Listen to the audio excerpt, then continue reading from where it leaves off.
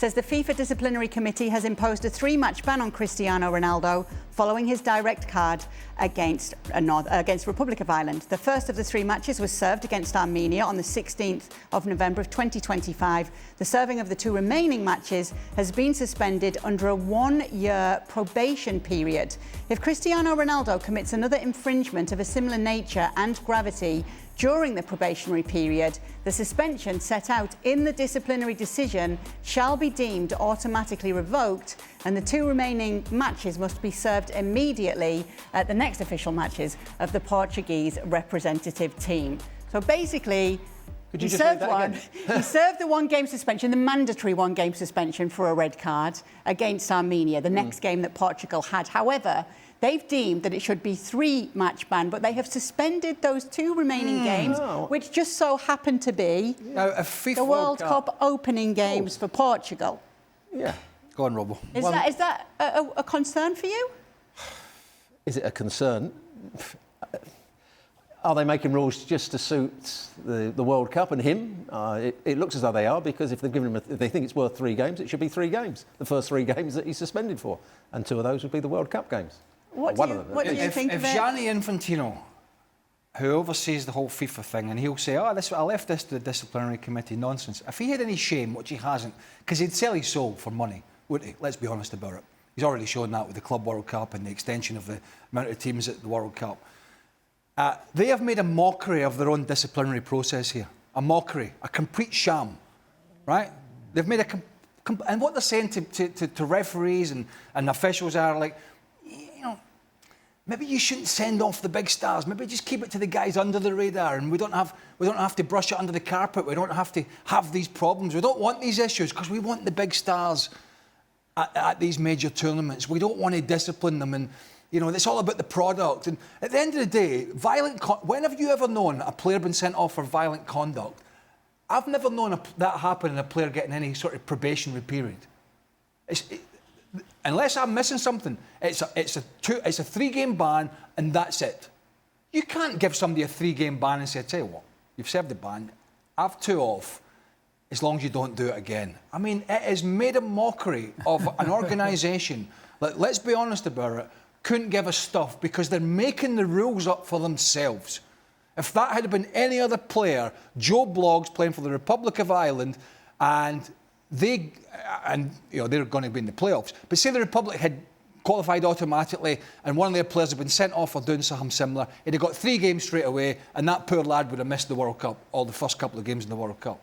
But for Cristiano, there's different rules. And if FIFA try and tell you anything different, then they're talking absolute nonsense. Do you have any issue with it, Mario?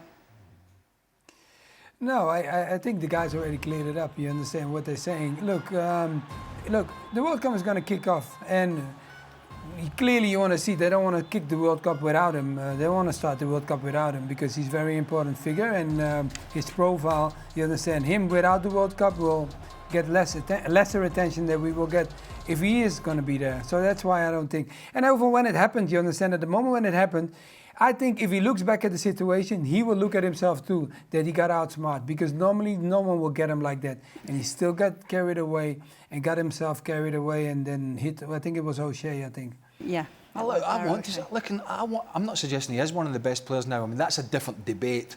Absolutely. And it's now a headache for Roberto Martinez. But we do want to see Cristiano Ronaldo in the World Cup in Portugal's games, don't we? Do we? I don't know, do we? Well, have you not? I didn't like watching him play for Juventus when he was playing for Juventus, and that was a few years ago. I thought he messed up their team completely. So we all have different views on Ronaldo. We've had this debate endlessly. I'm not going to go through it all again about whether he should play or whether Roberto Martinez has the stomach to drop him, and whether they're a better side without him. For the 1,000,000th time, I'm going to say the last 2 major tournaments that he has played, he has struggled.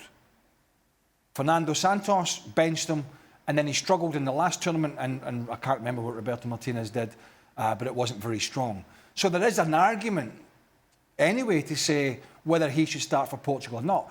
But I want to see as many big stars playing at a World Cup as I can, and I think every football fan would want the same. But you cannot have one rule for the superstars and another rule for the rest, which is what FIFA have done here, and it's unacceptable. The BBC are reporting that the fact it was the first red card in 226 international appearances was taken into account. It doesn't matter. I mean, it's like going down. It's like going down the street and killing somebody and then saying, "I haven't done it before." It doesn't matter.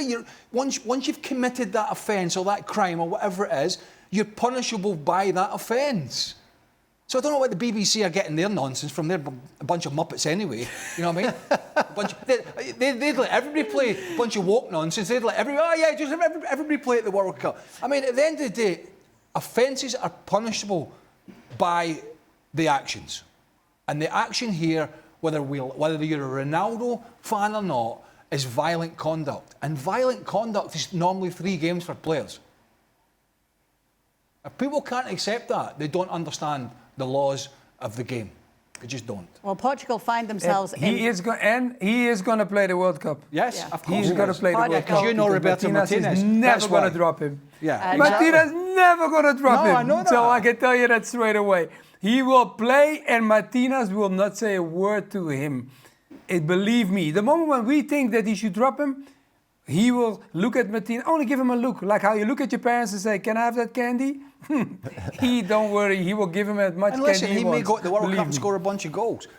That may happen. However, the history will tell you that it didn't happen in the last 2, and I don't care how many goals he scored in Saudi Arabia. Robbo and I could go over there. Well, no, hang on. I've got a new knee, and your back's out of salt. So yeah. I don't know where you're saying everybody wants to see Ronaldo at the World. What, are you some fan or something? No, but you say everybody wants to see the big stars. He's a big star, isn't he? Well, everybody wants to see the best players. Let me phrase it. I want to see the best players, and if he's not the best player, I'm not saying he's not, but I don't want him just there because he's a superstar. He's not anymore. It's the same with Neymar. You know, I didn't like watching Neymar play when I don't think he was contributing, but he was picked every week and he was the big star, but he didn't contribute on most games that I saw.